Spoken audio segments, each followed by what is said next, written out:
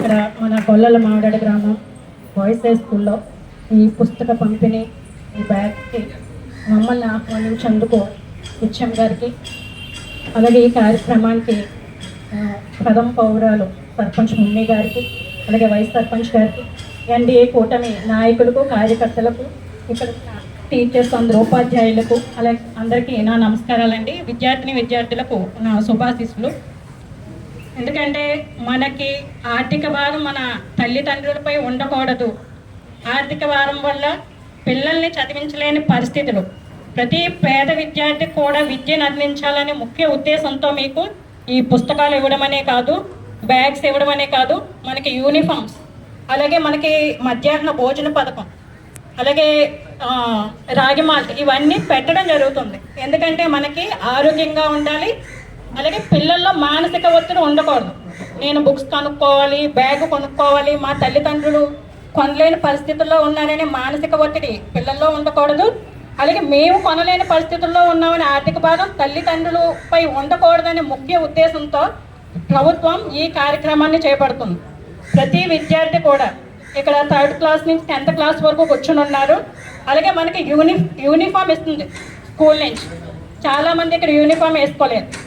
ఎందుకంటే government school అంటే కొంచెం చులకన భావం, అంటే టీచర్ ఒక దెబ్బ కొడతారు సరిపోద్ది అని అంటే అదే ప్రైవేట్ స్కూల్లో ఒక యూనిఫామ్ వేసుకురాకపోతే ఏం చేస్తాడు, ఆ రోజు స్కూల్కి రానివాడు, బయట నుంచే పెడతాడు.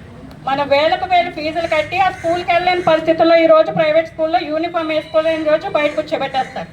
కాకపోతే మనకి ప్రభుత్వం మనకి యూనిఫామ్స్ ఇస్తుంది, బుక్స్ ఇస్తుంది, మనకు ఆడుకోవడానికి ప్లే గ్రౌండ్ ఇస్తుంది, మనకు ఆడుకోవడానికి ఎన్నో ఆడుకునే వస్తువులు ఇస్తుంది, బ్యాగ్స్ ఇస్తుంది, షూస్ ఇస్తుంది, అన్నీ ఇస్తుంది.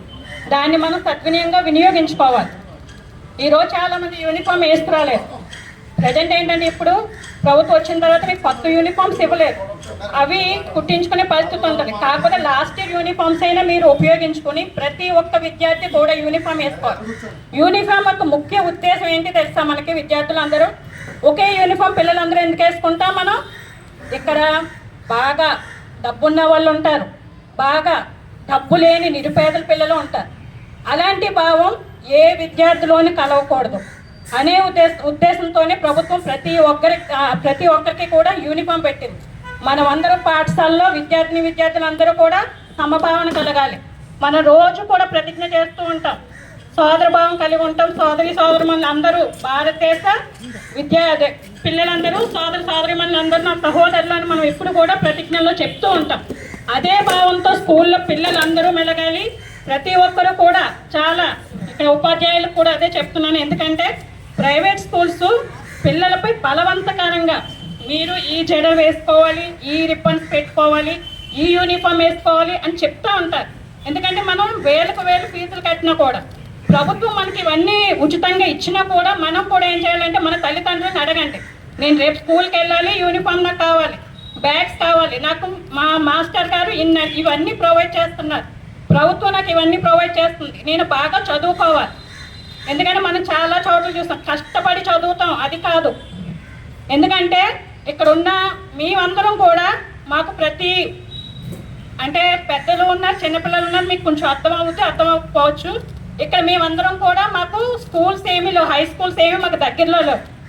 నేను కూడా పెద్దాడు స్కూల్లో చదువుకున్నాను. ఎందుకంటే మాకు రోడ్స్ సరిగ్గా ఉండేవి కాదు. నడిచి వెళ్ళి మీకు ఏవైతే ఈరోజు భారంగా భావిస్తున్న బుక్స్ ఏమైతే ఉన్నాయో మాకు ఈ బ్యాగ్స్ కూడా లేవు. ఏంటంటే మాకు ఉండే బ్యాగ్స్ ఏంటి తెలుసా?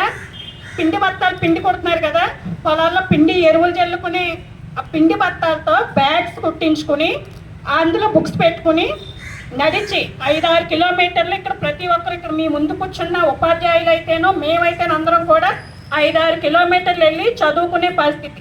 తినడానికి సరైన తిండి ఉండేది కాదు, కట్టుకోవడానికి సరైన బట్టలు ఉండేవి కాదు. అప్పుడు మాకు గవర్నమెంట్ ఏమీ ప్రొవైడ్ చేసేది కాదు. మేము అప్పుడు కష్టపడి చదువుకున్నాం కాబట్టి ఈ రేంజ్కి వచ్చాం. మీరు ఇప్పుడు చేయాల్సిన పరిస్థితి ఏంటంటే ఇష్టపడి చదువుకోవాలి. వేటిని ఇష్టపడాలి? పుస్తకాలను ఇష్టపడాలి. ఇప్పుడు మనకుంటే టీచర్స్ ఏంటంటే ఆధునికంగా మనకి ఇక్కడ పాఠాలు అనేవి చెప్తున్నారు. మాకంటే ఒక విద్యార్థి కేంద్రీకృత విద్య అని ఉపాధ్యాయుడు ఏది చెప్తే అది మేము చదువుకునేవాళ్ళు. ఈరోజు ఉపాధ్యాయులందరూ కూడా మీకు అందుబాటులో మీకు ఏది ఇష్టమైతే దాని రీతిలో పాఠాలన్నీ చెప్పడం బోధించడం జరుగుతుంది. ఈరోజు ఒక కథ రూపంలో మీకు పాఠాలు చెప్పడం జరుగుతుంది, ఒక పాట రూపంలో మీకు పాఠాలు చెప్పడం జరుగుతుంది. మీ మైండ్ సెట్, మీ ఆలోచన పరిస్థితి ఏ విధంగా ఉంటే ఆ విధంగా ఈరోజు ఉపాధ్యాయులందరూ కూడా మనకు చెప్పడం జరుగుతుంది. ఇలాంటి పరిస్థితులు మనకి ప్రభుత్వం కల్పిస్తుంది. అలాగే మీరందరూ కూడా మన తల్లిదండ్రులకు చెప్పి, అంటే 10th క్లాస్ పిల్లలకి అందరూ ఉన్నారు కాబట్టి చెప్తున్నాను, ఈ స్కూల్ మన అందరిది. ఈరోజు మనం గొల్లల మావిడాల్లో ఉన్నామంటే ఈ స్కూల్ బాధ్యత. మీరు 10th అయిన తర్వాత బయటకు వెళ్ళినా కూడా చాలామంది ఇక్కడ ఉండే వాళ్ళందరూ ఈ స్కూల్లో చదువుకున్న పిల్లలే. వెళ్ళిన తర్వాత ఈ స్కూల్ మన అందరిది. ఏ విద్యార్థి అయినా బయట కొంచెం పరిస్థితి బాగోలేని కారణంగా ఉన్న వాళ్ళని మందలించి మన స్కూల్ పరువు తీయకూడదు, మన స్కూల్లో పరువు నిలబెట్టాలి అనే ఉద్దేశంతో వెళ్ళాలి.